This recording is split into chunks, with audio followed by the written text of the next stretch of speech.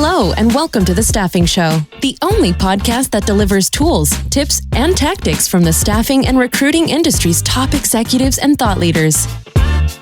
Today's podcast is brought to you by Staffing Referrals. At Staffing Referrals, we understand the challenges your agency faces every day. From finding high-quality candidates and clients to automating your recruitment process, our platform is designed to help you grow your agency faster. Imagine a world where your agency can automatically build your talent community, improve your recruiters' productivity, and automate manual processes, all the while improving the candidate experience. But don't just take our word for it. Here's what a few satisfied customers have to say. Our referral program boomed after partnering with Staffing Referrals. The technology allows us the tracking, communication, and reporting our traditional referral program desperately needed to unify and expand. Can't imagine our business without it. Are you ready to transform your staffing agency? Let's reduce your dependency on job boards, deliver the experience your candidates expect from a modern business, and turn your talent pool into a competitive advantage. Visit staffingreferrals.com and get ready to grow.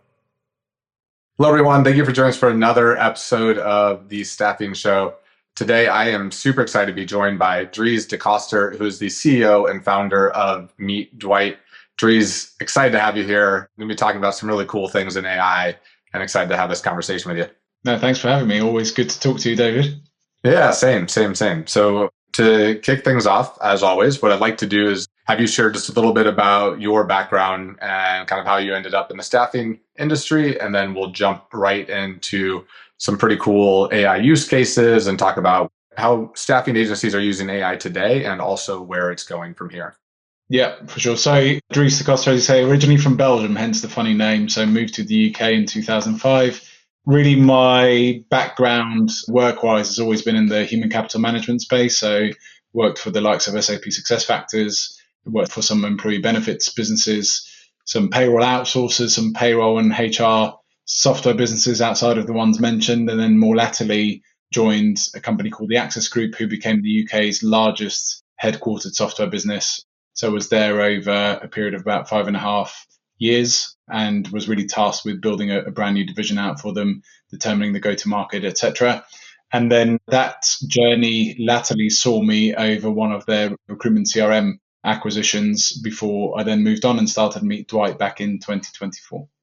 Awesome. That's great. And one of the things that I don't know how many people that are listening to this are familiar with your product, Meet Dwight, but I would love for you to just give a little background on what does Meet Dwight do? How does it operate inside a staffing agency? So we have two go-to-market offerings, David. So one is the Dwight Studio, which is basically what underpins everything we do. It's our own IP, our own platform to build digital worker bots and agents on top of.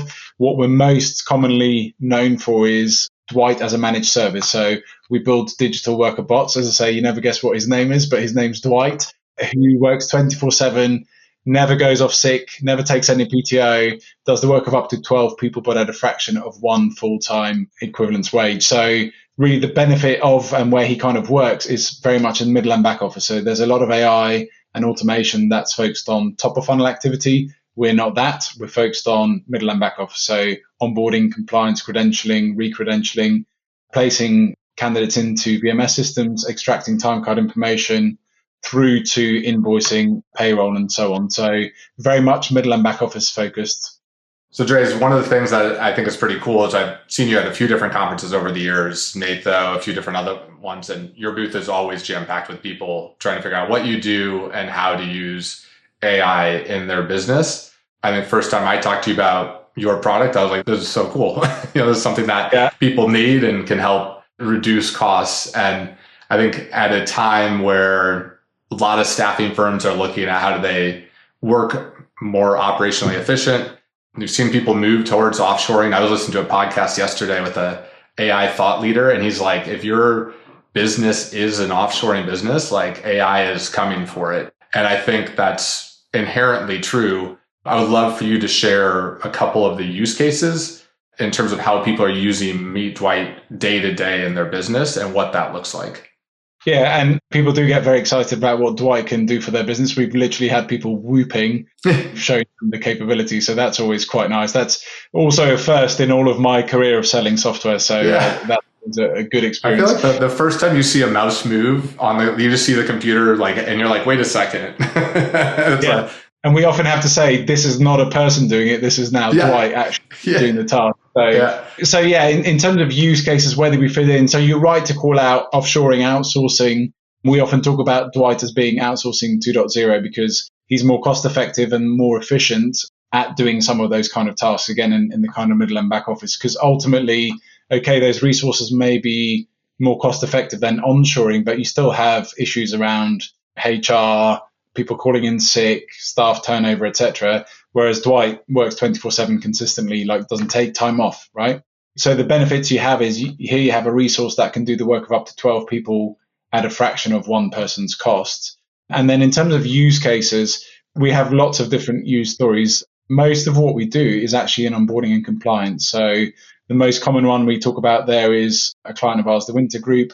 They had 3 full-time people that were doing an onboarding process in and out of Bullhorn, going into, in their case, Paylocity.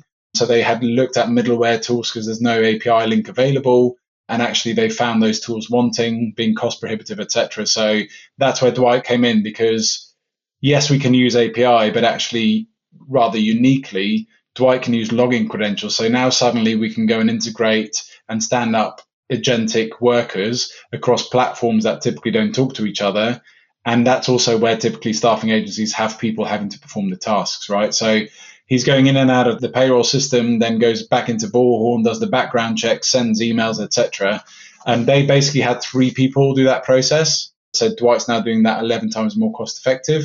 But also it was taking, and this was during office hours, was taking 45 minutes per candidate to go through the onboarding process.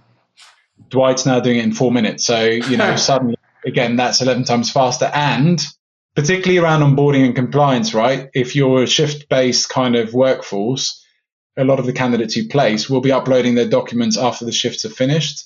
The beauty of Dwight is as soon as that comes in, he can process them overnight. So we've got an outsourcing client, for example, in the UK who run payroll in light industrial. A lot of their candidates are uploading all of their credentials, etc., of an evening, let's say on a Thursday night when the shift's finished. By Friday morning, they're on the payroll. Right? By the time their staff come in, all of those candidates are good to go because Dwight has done the process overnight. And I think the one part that you said there, this stuck out to me the first time we had a conversation around it. The idea that it's not just, it's logging into multiple systems. It's essentially anything that you have a human doing on a computer where they're clicking from system to system, copying and pasting data. It can just replicate that. Yeah. We talk, there's other use cases which I'm sure we can talk about, but you were asking me as well off camera before about what's the difference between like LLMs, AI and what we do. The reality is in our platform, you can go pure agentic and do the LLM kind of stuff. But actually, mostly when we deploy Dwight, we do it in a deterministic kind of fashion. Yeah. So we use what's called robotic process automation. The reason being that for the use cases that we're talking about, you cannot afford for bots to go rogue and agents to go off and do different things they shouldn't do, right? These are compliance type tasks, onboarding, like we mentioned, payroll, finance type tasks. And so the beauty of Dwight is he doesn't go rogue, he doesn't hallucinate. And that's because typically what we take on are use cases that are if this, then that, deterministic kind of processes to avoid that from happening. Because yes, there's a lot of noise around agentic. I had a play around yesterday using Claude prompts into Gemini, and suddenly I've have a minute and a half explain a video of Dwight completely animated. So it's insane in terms of the capability of what can be done. But the reality is a lot of the capability that's out there isn't enterprise grade. It's not for those kind of enterprise, highly bespoke and highly complicated processes. And the amount of times I'm talking, David, to CIOs or technical people that go, and I asked them this, right? I said, how many times have your recruiters or other people come to you and gone, hey, look at this amazing thing I've built. And you've gone, yeah, that's great, but we can't plug it into anything else we've got. It's basically rendered useless. That still is quite a frequent conversation. Whereas, as I say, what we're putting in place is something which also has a clear ROI before our customers even start. So we've got on our board, we've got presidents of actual clients. Some of them even invested in our business in the earlier days. And what they said to me was, Dries, what was really attractive to us is before we even started the journey, we knew exactly the ROI we were going to get with Dwight because it's middle and back office based. Whereas a lot of the top of funnel AI and automation, it all sounds great, but it's a kind of, we'll sexy. try it and then yeah. But you're unsure what the outcome will be, right? Yeah. Even from a cost perspective nowadays with the agentic tokens, etc., it's quite opaque. It's really hard to figure out exactly what is this going to cost me until you've started to use it. And then you know whether or not it's got ROI. And then you start to figure out how much it's actually costing you. With Dwight, it's a fixed monthly wage, you know, from the off the use case that we're going to deliver on in terms of ROI. So that's the other big difference. And one of the other, I guess a couple of the other use cases, we had talked about on the healthcare side, credentialing and re-credentialing. Maybe walk me through what that looks like as well. Yeah, so we know from talking to prospective clients that when it comes to credentialing, particularly a re-credentialing, they do spot checks and it doesn't always happen consistently. So CRM platform will flag to say, hey, David's credentials are about to expire, but then it's left up to a human to actually go and take the action. Yeah. The beauty of Dwight is he can pick up that alert, but then do the actual doing of taking action. So, for example, he'll look in the CRM and he'll look at your record, David, and he'll go, okay, well, here are the credentials that I need back from you, and email you to say, I need these things back.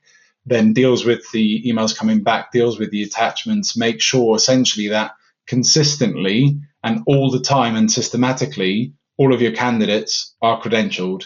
He'll do the chasing too. And then if it gets to a point where we're just not getting the response, then the way our automations work is typically then we'll flag it to a human to go, hey, I need you to go and call David because we've not had this resolved. But as someone once put it to me, Dwight is keeping them out of orange jumpsuits. So I was actually curious if you had any before and after accuracy audits, like what that looks like. Because I would imagine I'm using AI for so many things like this, where I'm like, when it is clear and discrete and you're like, this is the action, you can remove human error from it. Yeah, you can remove human error. And also if it's a case of actually having to go into certain portals and do the validation and the credentialing, again, Dwight can go and do that. So it doesn't even have to come to you if we've got the information we need, you as the candidate in this case. But obviously where action is required from the candidates, again, the way Dwight works is he's off different triggers, right? So it could be that he's manually triggered. It could be off an email, could be off an alert, but it could also be a date-driven field. So if we know that your credential expires in 6 months' time, Dwight is systematically either running a report or looking at those kind of fields to make sure that we're proactively capturing this 100% of the time. Yeah, it's so interesting me talking to you about this. I've been thinking a lot about staffing agencies in 2029 and what is the value chain? Like, where's value creation happening for what operational activities they have? And I feel like yours is probably making a lot of agencies more competitive because of the cost structure, but also just having a larger impact on the volume and kind of the speed that they can move as well. One of the things I've heard I think you said this after the exec forum recently, you brought up the idea of not becoming, said don't become a bank, or said that there's some conversations around agencies and the idea of them becoming a bank. Yeah. And I've heard some people talk about that as well, with payments kind of pushing, and it's like we're holding all this AR. Talk to me a little bit more about that concept and what you're hearing, then also how you guys operate in that. Yeah, so I think it's becoming increasingly more common, and in part, I would say also with the rise of VMS and MSP platforms. So just very quickly on that, we can do the candidate submission piece, but actually most importantly to your question there is getting time card information out of those kind of platforms, doing the reconciliation, because sometimes it may be that the time has been recorded in the MSP platform, but let's take healthcare staffing as an example. We're not exclusive in that, but it's a good use case. It may be that the hospital is using clocking in and clocking out from Kronos, and then that needs some reconciliation before you can even think about getting the invoice out the door. In the meantime, you as the staffing agency have already paid your nurses, right? So the danger is, and we're seeing it more and more, particularly where there's complexity on different clients charging differently, that it's taking longer and longer to go from getting that chargeable time from the source and the invoice out of the door. And so the beauty of Dwight, because of the speed he works, and again, the 24/7 capability, et cetera, is what we can do is speed up that process significantly. So for example, with GHR Healthcare, we've been able to reduce DSO by a whole day, as well as saving them the man hours and manpower of having to do these tasks. So what we're able to do is extract data at source, do the reconciliation, all the way through to actually generating the invoices. For some of our clients, we even do the invoice chasing. So we've got smaller agencies. Oh, yeah. Nice. Yeah, we've got smaller agencies, which isn't typically our ICP, but they were about to go and hire a credit controller. They don't even have an invoicing system at all. So Dwight's actually taking all of the data from a master spreadsheet file, does the data manipulation, produces PDF invoices, and then does the chasing as well. Oh, that's amazing. I mean, soon they'll be able to call them and just No, track them down. we're staying away from that. So there's certain tasks that should be left up to humans, especially when it comes to recruitment and staffing. That's great. And one of the ideas that you and I also kind of touched on last time we talked, and I'm always getting excited about where things are going and the future of staffing. And this concept, well, we'll preface it with, I've had some people on the podcast that have had some really good futuristic ideas of what staffing looks like 2-3 years from now. One of them, Kerry Daniels from Next Staff, was talking about how he's like, well, when they have I can't remember the name of the robot, but the Elon Musk robot, is like, when I can lease those out and be like, do you want a human or do you want the robot to do the job? Or do you want both? How many of each, Yeah. Why not? And I'm curious, one of the things you brought up was the idea of reselling digital workers. Explain that, dig into it. I want to know, I want the audience to hear about this. Yeah, I mean, so think about our own business. We've got the Dwight Studio on which we build Dwights, but there's nothing really stopping us now with the platform as a service model to give that. I mean, we're doing it to software businesses, right? So the whole software market, by the way, is massively shifting. I liken it to, we used to have on-premise software, then became SaaS. Now everyone wants to move away from the on-seat SaaS model, and it's all about building agents and charging on an outcome-based model. With the Dwight Studio, we give software businesses the ability to do that. Now, how's that relevant to staffing? Well, think about what we do with Dwight right now. We basically are providing our own staffing clients with a digital workforce, right? Of these different bots, different Dwights doing different kind of tasks in the middle and back office. So we are actively having conversations already with staffing agencies right now about, okay, well, if you are placing people, say, in admin functions, you go to an SIA conference, one of the biggest shrinkages in the type of staffing markets is in admin, right? And it's been predicted for a while. It will continue to diminish more and more and more, which makes sense, right? If you're a staffing firm, your clients themselves are now looking at agentic kind of ways of driving efficiency. So what we were talking about, David, and what we're actively talking about with staffing agencies right now is, well, rather than just walking away from that as an opportunity, embrace it. And why couldn't you provide digital workers alongside physical labor for certain tasks, right? Not for everything, but for certain tasks. So you could literally go, okay, yeah, we can go and place Dries, or you can also contract from us 3 digital workers that fulfill XYZ function. So that's not a futuristic thing. That's here because we're doing it ourselves.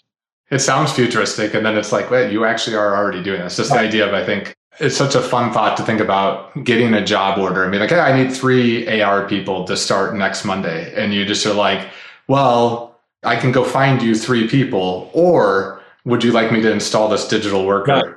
Yeah. It's basically it's like, the thing is, it's infinitely more scalable. So if there's a function where you're going to have to not just have 3 people, but it'll end up being 6 or 7, it's like you need 1 digital worker. Again, some tasks, and I'm sure we'll talk about it, some tasks need to remain human in my book, but other things, these are parts of the job that people, frankly, do not enjoy doing anyway.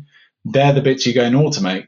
But as I say, that future's here right now. We've got lots of staffing agencies either being very afraid of AI or going, this is a huge opportunity, but very few of them have actually figured out how to monetize that as a new revenue stream as an opportunity. Well, this is part of how. It is a way to have it as a completely new line of business, like a SaaS model, and it's probably sticky as hell.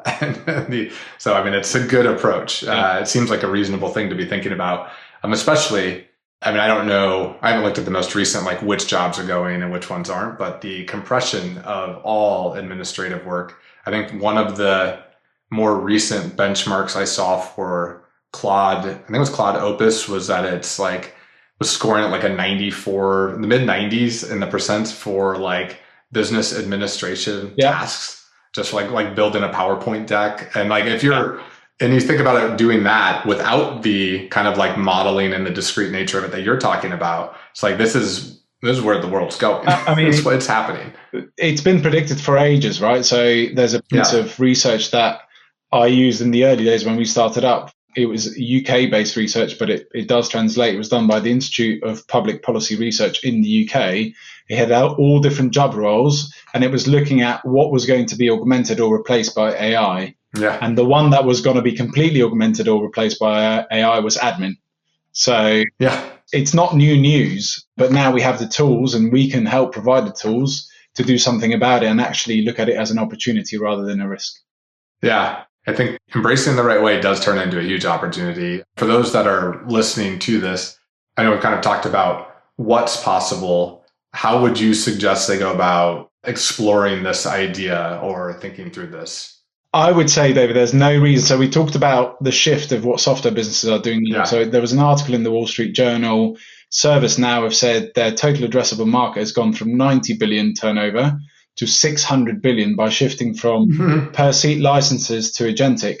What I'm saying to staffing agencies is, why couldn't you charge it on an outcome base, right? So it goes even further than, instead of a human, you pay a wage for a digital worker. Why couldn't you do it on an outcome base? Because why let all the software businesses have all the fun when actually you could be taking opportunity of this as a go-to-market offering where you're charging on an outcome-based model. So every time, let's say, a credit controller generates an invoice, you get a small fee and you've provided that digital worker in. Because if you're not doing it, the software businesses will be providing it. And I think this is really where the exciting thing for me is I can see staffing and technology is just going to get closer and closer together. I'm not advocating for a humanless world, to be clear, but I do think in certain areas this is going to become closer and closer together. And, you know, essentially software businesses are now more looking at digital workforce as a provision. So why couldn't the reverse happen where staffing agencies are looking at this as more of a technology-enabled workforce that they're offering rather than leaving it up to, let's say, the Anthropics of this world, right? Yeah. Why should they have all the fun when you could be happy? It's also interesting. You look at over the last few years, there's been, and maybe this is going on much longer than the last few years, but I feel like there's been more of a push towards like statement of work projects and IT and engineering staffing. And I think people want to buy outcomes. They want to say, here's the price that I'm willing to pay for X to get accomplished. Typically, the way they've done that historically is they've said, well, I need this many people to do it and I'll manage them. Yeah. And now you're seeing people say, well, you know what? Let's take that off your plate. We'll kind of manage it for you. So that's like the same concept. And it's just taking it another step further and solving it in a different way, which is pretty cool. You know, other platforms are available, let's be clear. But again, with agents, you have the problem of these tokens, right, that you have to pay away. So it can become quite costly. We provide a fixed fee offering for you to license the platform and then go and do this. So we think they'll be the winners, whether you're software businesses, staffing firms, whatever, is people that will embrace these type of technologies, be smart about what is the cost outlay to get to the outcome, because there is an argument, like with text messages, there's an argument to say that the cost per token will come down on agents, but actually we don't know that for certain because a lot of agentic suppliers now actually is going the other way. And once you're fully hooked on them, what's to stop them from actually ratcheting up the cost, right? I've thought about that. I'm so glad we have competition between Gemini, Claude, and OpenAI right now. And at any point, if one of them pulls too far ahead, we are going to get killed. I was like, they're also all running at a loss with the idea that if they can get you deep enough in bed with their memory and get you kind of stuck in that, like then they know the cost will go up, right? Exactly. Yeah, as soon as the switching cost is high enough, like I believe this is the cheapest tokens will ever be.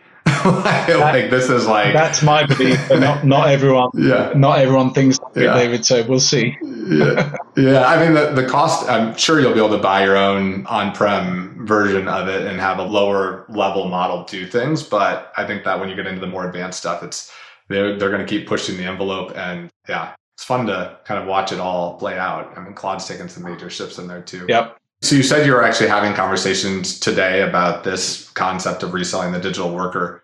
Is there a specific use case day one that you're seeing like the highest likelihood of being your go-to-market on this, or like what you'd be offering? You said admin, but I didn't know if there's a specific, is it AR? Is it the onboarding side? Is it? No, I think it just depends on what segment people service, right? Yeah. The power of this technology, we struggled with it in the early days. It's so vast that it's really hard for people to get their heads around. So we've then kind of come up with this basically org chart of different Dwights for staffing agencies. So we know for your healthcare staffing firm, we know exactly what your problems typically are, and here are some of the Dwights. So I think right now we're still in that mode where you have to be quite definitive. So the benefit being, I think that a staffing agency can bring as part of that kind of go-to-market future world is they understand their customers probably better than a software vendor, or certainly a Gemini, a Google, or an Anthropic or OpenAI would. And that's the real benefit, that if you jump on this type of technology now, you have the know-how, you can translate the technical into the practical and go, we know this is the struggle you have, and here's a pre-built digital worker that can go and solve that for you. I think that's the opportunity gap right now. The however to that would be, if you're laggards to this, whether you're a staffing firm as a sector or an individual staffing firm that maybe tends to move after other staffing firms do, those software businesses will eat this market up pretty quick. So one of those things where it will go fast when you can say, all right, instead of hiring these people, it's out of the box, it works, and it's easy to use. I think that so many of the problems right now are adoption. It's like, how do you map it out? How do you figure out how to actually make it work? And when those use cases are fully dialed in, what you guys are doing, that's... Yeah. And what I'm saying is no reason why a staffing agency can't do that, right? So start with a few friendly clients, stand up some of these digital workers, and then take it out to the rest of your market. Yeah, I think that's the fun one. It's fun thinking about the transition here. So one of the things, I know you're kind of deploying AI constantly for all of your customers. What are some of the areas that you see where there's like the biggest failures? Where are things not working when it comes to AI today? Yeah. And kind of how do you see that evolving as well?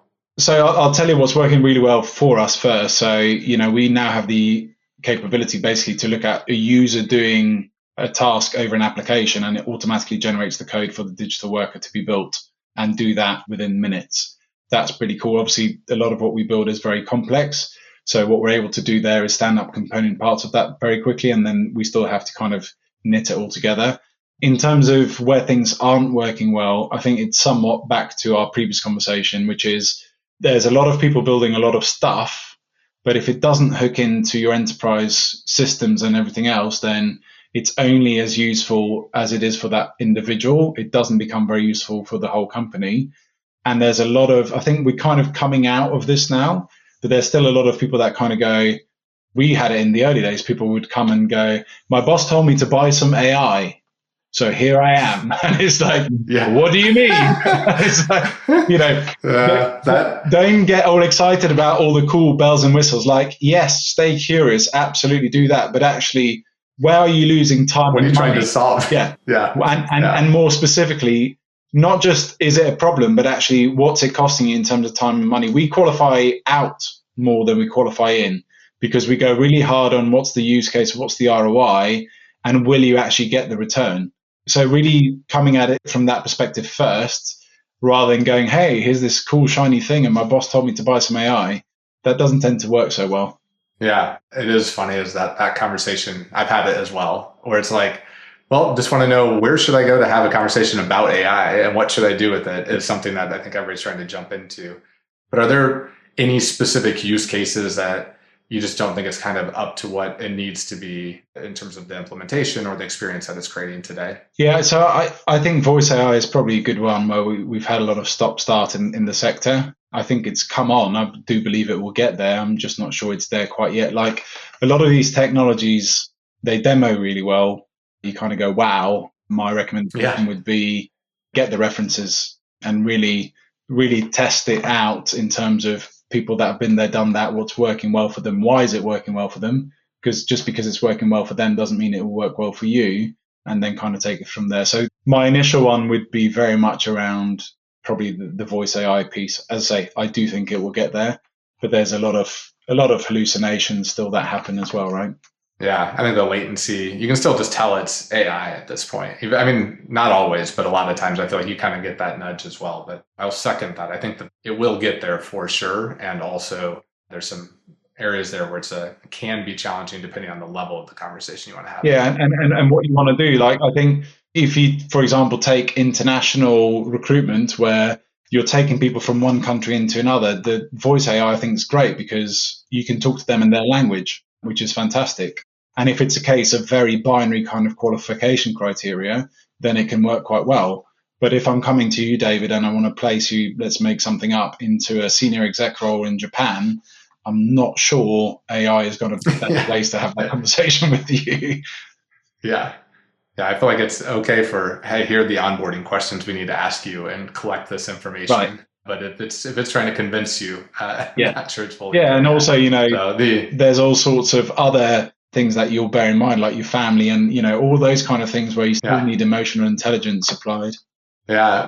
Common topic on this podcast, almost every single person I talked to about this. Where do you see AI replacing the humans versus where do you think the human element of staffing will persist and kind of be there 3 years, 5 years down the line? Yeah. So, I often get asked, will AI replace my recruiters? Yeah. And I would say it's the wrong question to be asking. The right question to be asking is, if I could free up 40 hours per week of someone's admin time, then what more could my recruiters be doing? I think is probably the way I see the world. So in terms of where does it fit well, as we discussed earlier, admin type tasks, no reason for that to not be replaced, right?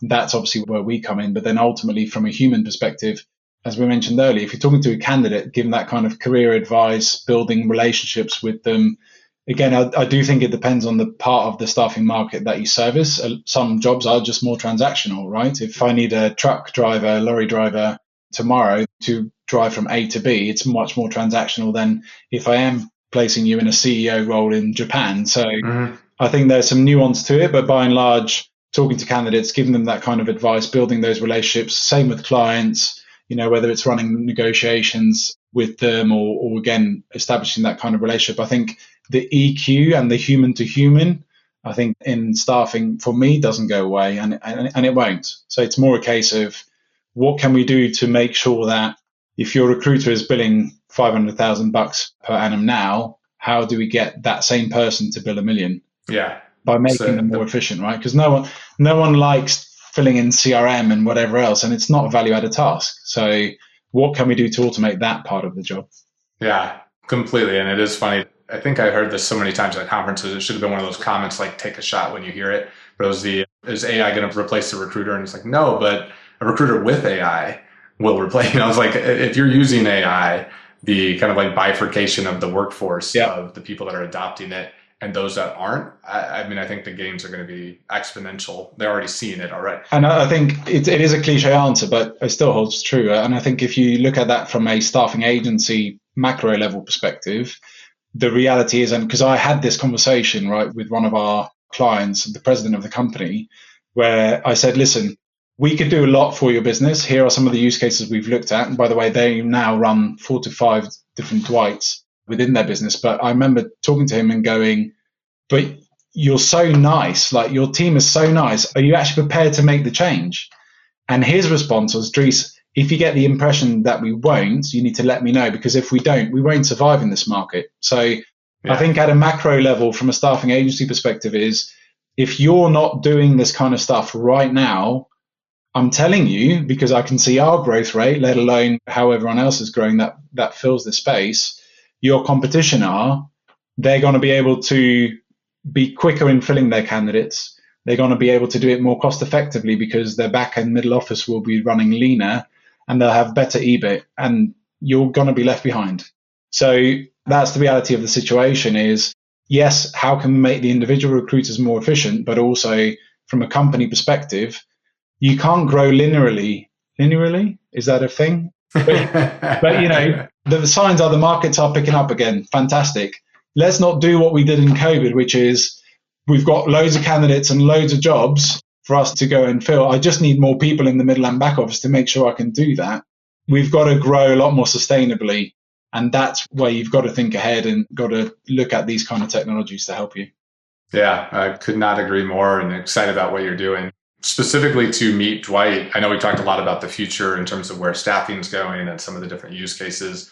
Where do you think you guys will be 3 years from now? What does that look like to you? I mean, the honest answer is I couldn't tell you, because I was having this conversation earlier today. If I was talking to myself from 12 months ago, there's no way I would have predicted right now. Yeah, it's wild. The key thing is we are, and we need to continue to innovate. So we are innovating so quickly, keeping pace with everything else that's going on out there, harnessing what we're seeing out there in the market and building it into our platform. That's the key thing for us. We've had phenomenal growth. We want to continue the phenomenal growth that we've been having, and we want to continue to innovate. That's basically it. And then the rest kind of comes with it, right? If you've got a great product offering at an affordable price point, we've got fantastic referenceability. As long as we continue to do that, then the revenue and everything else will take care of itself. But I'm excited to see how this evolves further in terms of this kind of digital workforce and how it continues to. What's interesting for me is there's some big players in the market that are now starting to use terminology that we've been using for 2 years, like digital worker. Yeah. So that's always quite pleasing and helps create the category ultimately. Yeah, I think it's going to move faster. I mean, I could be completely wrong on this, but I feel like this is going to be one that moves faster than most and faster than people expect. Not in every area, but in some areas, just because of how it just makes so much sense and key use cases. Well, Dries, it was really, really nice having you on. If anybody wants to connect with you or get in touch, where should they go? MeetDwight.com is going to be your easiest way. If you go to the team page, you'll find me there with my LinkedIn, because spelling my name, as you know, or pronouncing it is a bit of a nightmare. So that will probably be the quickest and most efficient way of finding us. I know it's Dries, and every time I see it, I just want to say it. Yeah, we get it right though. So it's great having you on here. I really enjoyed the conversation. Excited about what you guys are doing and excited to see where you take the business over the next few years. Thanks for having me. Awesome. Thanks for listening to The Staffing Show. Don't forget to sign up for our newsletter at staffinghub.com.